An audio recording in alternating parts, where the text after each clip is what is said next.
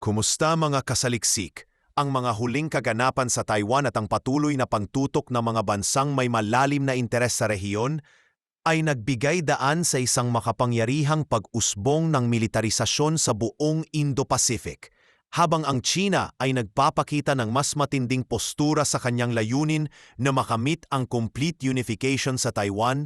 Ang Pilipinas bilang isang bansang nasa sentro ng balanse ng kapangyarihan sa rehiyon ay hindi na nag-aabang lamang. Sa halip, itinataguyod nito ang isang aktibong papel sa pagpapalakas ng seguridad at depensa, hindi lang para sa sarili nitong kaligtasan, kundi pati na rin para sa kaligtasan ng buong rehiyon. Sa pagsisimula ng mas mataas na tensyon sa Taiwan, hindi lang ang Pilipinas ang apektado ng potensyal na giyera. Sa ilalim ng pamumuno ni Pangulong Ferdinand Marcos Jr., itinataguyod ng Pilipinas ang pagiging hindi lamang tagamasid kundi isang aktibong tagapagtanggol ng rehiyon. Ang pagtatayo at pagpapalakas ng mga estratehikong depensa sa hilagang bahagi ng bansa, lalo na sa mga isla ng Batanes at Itbayat, ay mahalaga upang hadlangan ang posibleng spillover mula sa digmaang malamang na magsimula sa Taiwan. Ang mga hilagang teritoryo ng Pilipinas ay posibleng maging unang target ng anumang agresyon mula sa China kung magpatuloy ang kanilang agresibong hakbang patungong Taiwan. Kaya naman, mahalaga ang pagtutok ng bansa sa pagpapalakas ng depensa sa mga bansang nasa unahan ng tinatawag na First Island Chain. Ang mga isla ng Batanes at Itbayat ay hindi lamang may estratehikong kahalagahan sa mga operasyong militar. Sila rin ay magsisilbing proteksyon laban sa anumang hindi inaasahang mga aksyon na posibleng maganap kung hindi mabigyan ng atensyon ang mabilis na pagsabog ng krisis. Ang pagtatatag ng mga modernong pasilidad militar sa mga lugar na ito ay hindi lamang isang hakbang para sa seguridad ng bansa, kundi isang mensahe sa mga kalapit na bansa at pati na rin sa China na ang Pilipinas ay hindi basta-basta papayag na maging target ng mga puwersang dayuhan. Sa pag-aakalang posibleng magdulot ng krisis ang digmaan sa Taiwan, ang Pilipinas ay nagsagawa ng mga hakbang upang maging handa sa humanitarian assistance at disaster relief, HADR. Kung sakaling magpatuloy ang tensyon at magdulot ito ng malawakang paglikas mula sa Taiwan, ang Pilipinas ang magiging pinakamalapit na ligtas na lugar para sa mga magtatangkang tumakas mula sa nasabing digmaan. Ang pangangailangan para sa mabilis na pag-aksyon at mataas na antas ng koordinasyon ay malinaw na nakikita sa mga hakbang na ginagawa ng gobyerno. Dahil dito, itinutulak ng bansa ang pagpapalakas ng mga logistiko at seguridad upang tiyakin na makakapagbigay ng maayos na pag-aalaga at pagsasakatuparan ng mga pangangailangan ng mga refugee. Kailangan ng maayos na sistema ng pagtanggap ng mga refugees, pagkakaloob ng mga gamot, pagkain at iba pang pangangailangan, pati na rin ang mga secure na daan para sa kanilang ebalwasyon. Ang mga karanasang natutunan mula sa mga nakaraang krisis, gaya ng Bagyong Yolanda noong 2013 taon at ang mga pagsubok na dulot ng mga refugee ng Rohingya, ay nagsilbing gabay sa pagpapabuti ng mga kasanayan at pasilidad sa pagtugon sa ganitong uri ng krisis.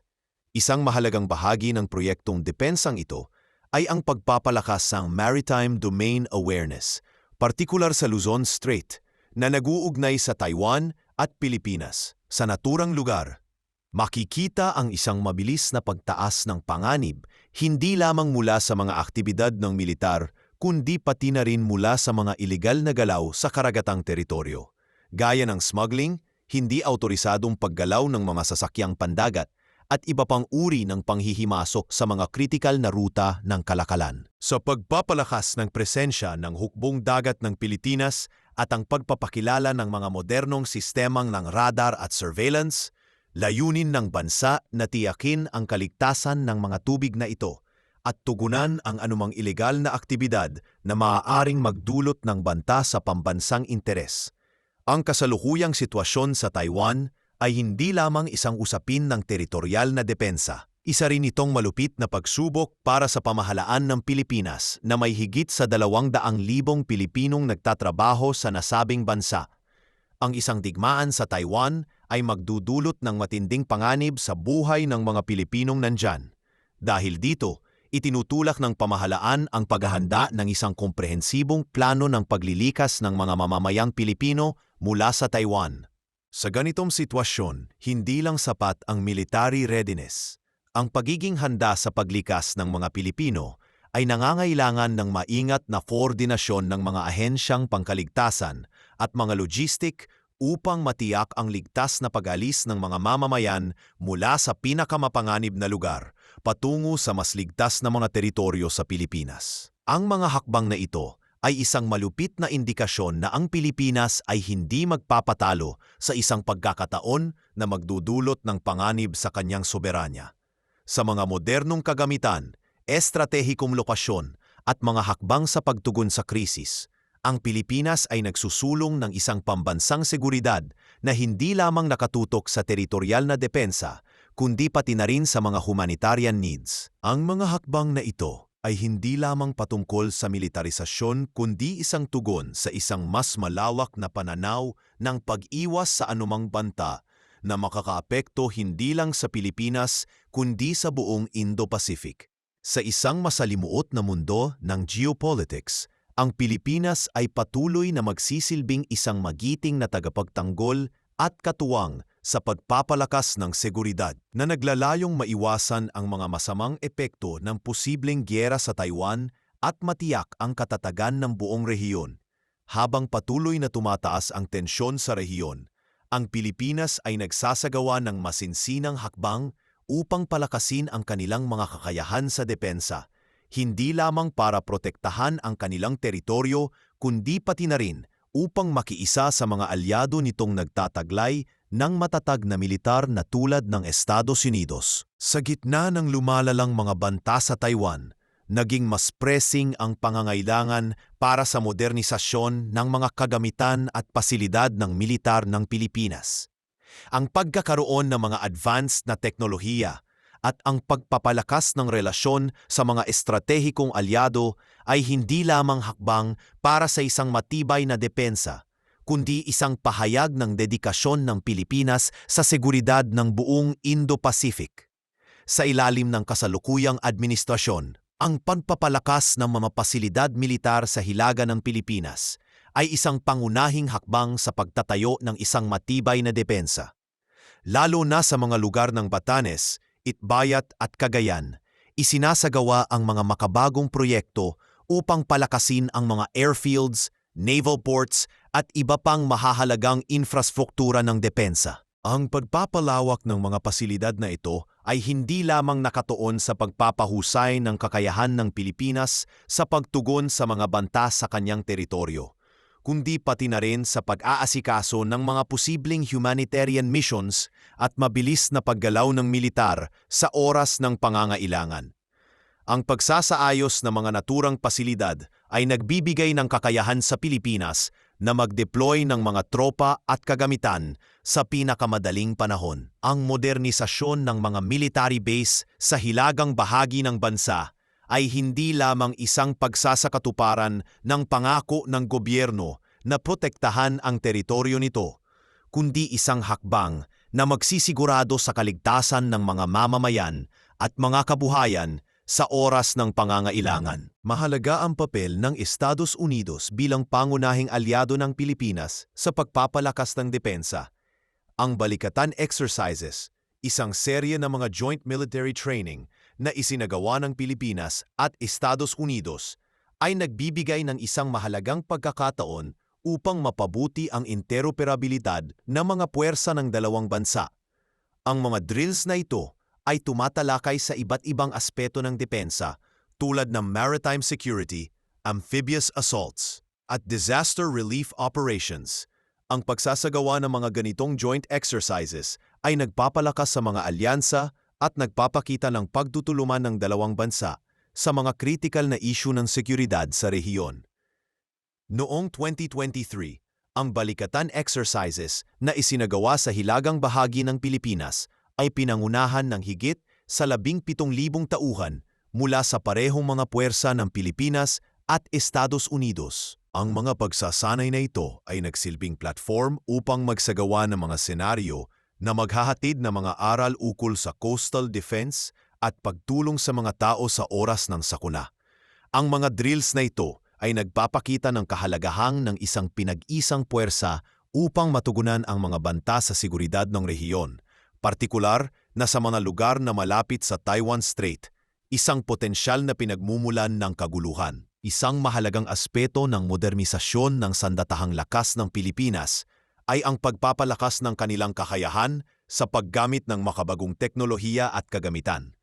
Sa mga nakaraang taon, ang bansa ay nag-invest sa mga high-tech na kagamitan tulad ng BrahMos cruise missiles, advanced radar systems, at state-of-the-art coastal defense equipment. Ang mga bagong kagamitan na ito ay magpapalakas sa kakayahan ng Pilipinas na magbantay ng mas malawak na bahagi ng teritoryo nito at magbigay ng mas tumpak na impormasyon tungkol sa mga posibleng banta.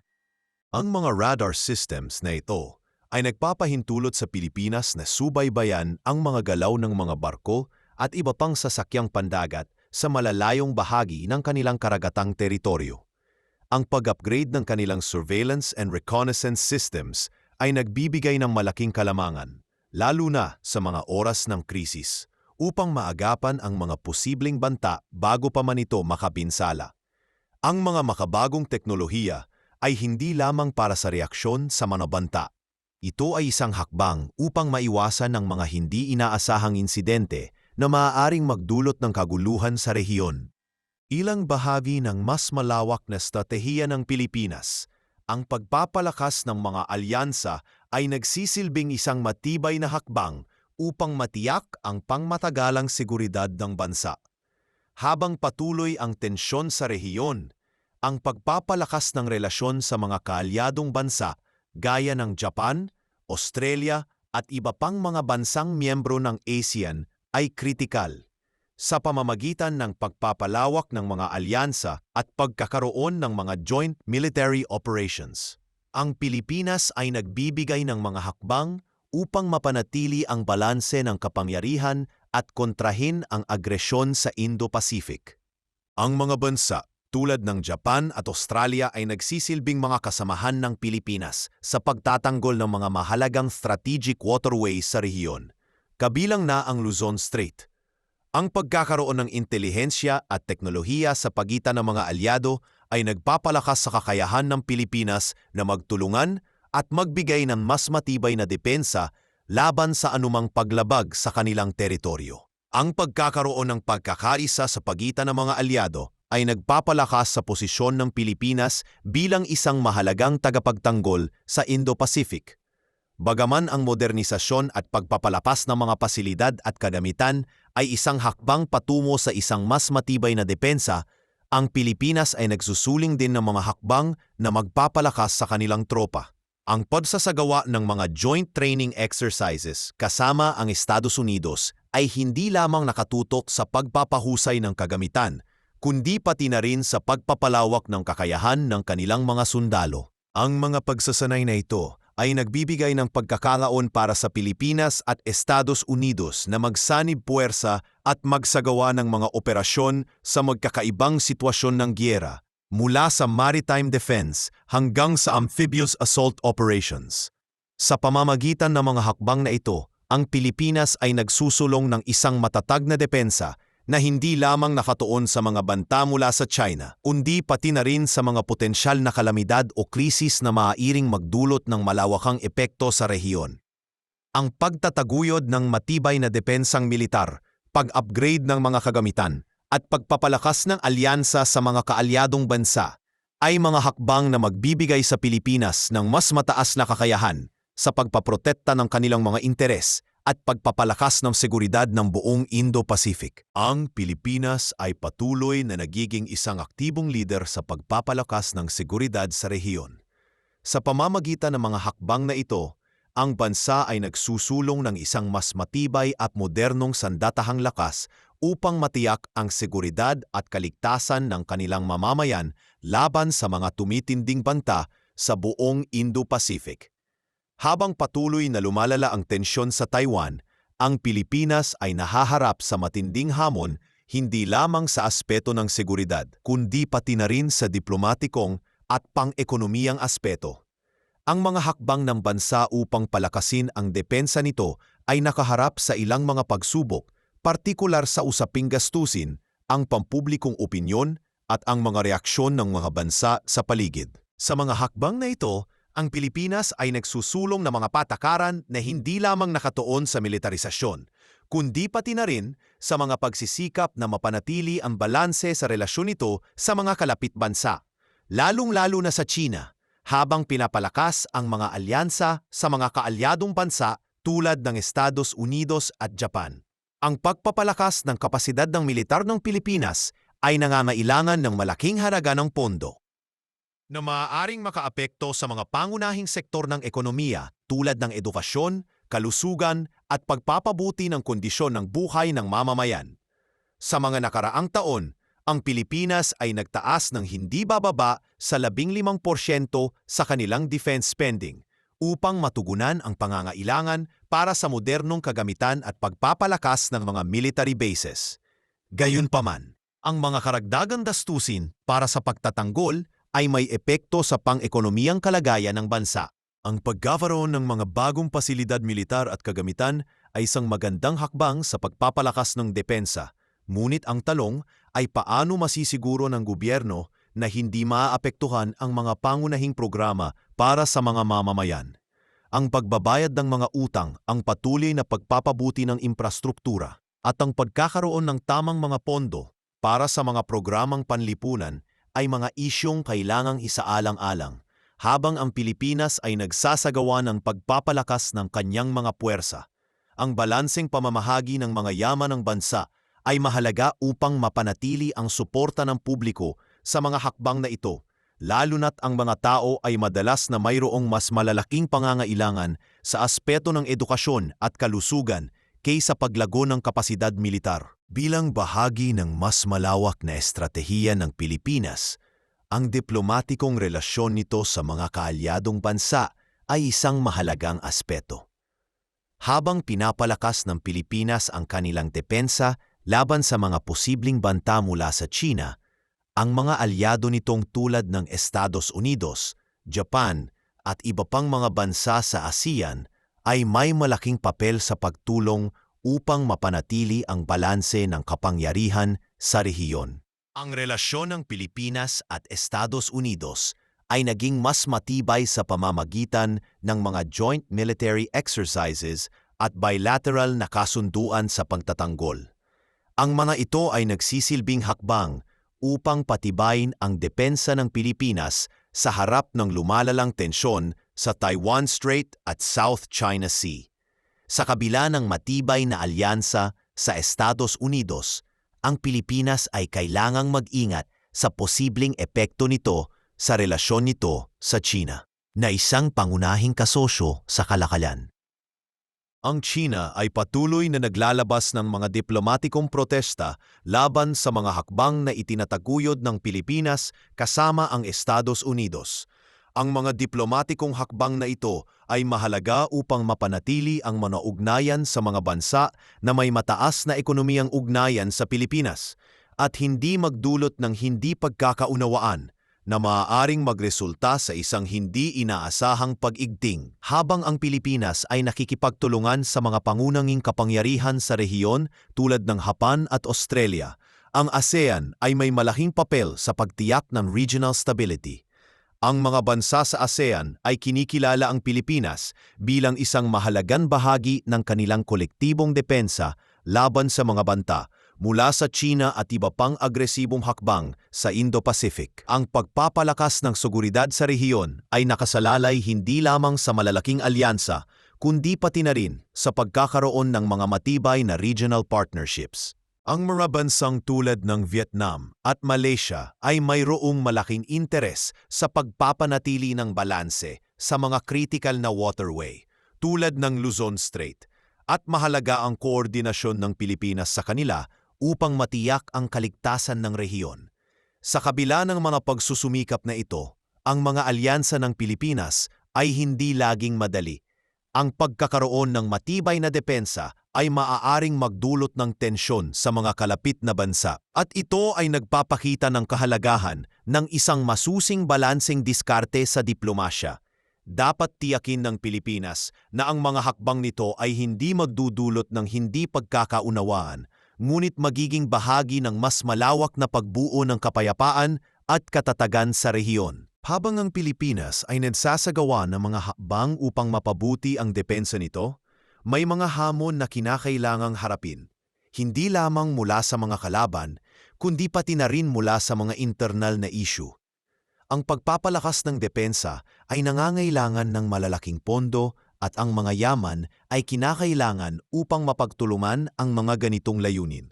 Ngunit sa kabila ng mga pang-ekonomiyang hamon, ang Pilipinas ay hindi nag-aalangan na magpatuloy sa mga hakbang na ito upang matiyak ang kaligtasan at seguridad ng buong bansa. Ang mga hakbang na ito ay hindi lamang tungkol sa militarisasyon, kundi tungkol din sa paghahanda para sa mga malalaking hamon na dulot ng mga sigalot sa Taiwan at iba pang lugar sa rehiyon. Ang pagpapalakas ng depensa ng Pilipinas ay nagpapakita ng pangako nito sa seguridad ng bansa at ng rehiyon sa kabuuan. Sa mga hakbang na ito, ipinapakita ng Pilipinas ang kanyang matatag na desisyon upang maging isang mahalagang bahagi ng pandaigdigang seguridad. At ang pagpapalakas ng relasyon nito sa mga kaalyadong bansa ay isang hakbang patungo sa isang mas matatag na kaligtasan at kapayapaan sa Indo-Pacific. Sa mga susunod na taon, ang Pilipinas ay haharap sa mas matinding hamon habang ang tensyon sa Taiwan at iba pang bahagi ng Indo-Pacific ay patuloy na tataas. Ang mga hakbang na ito ay isang hakbang lamang sa patuloy na pagpapalakas ng kapasidad ng bansa upang matiyak ang katatagan at seguridad. Ang susunod na hakbang ay upang mapanatili ang balanse ng kapangyarihan sa rehiyon at matiyak na ang Pilipinas ay may sapat na kakayahan upang harapin ang mga hamon na dulot ng mga pagbabago sa geopolitikal na tanawin.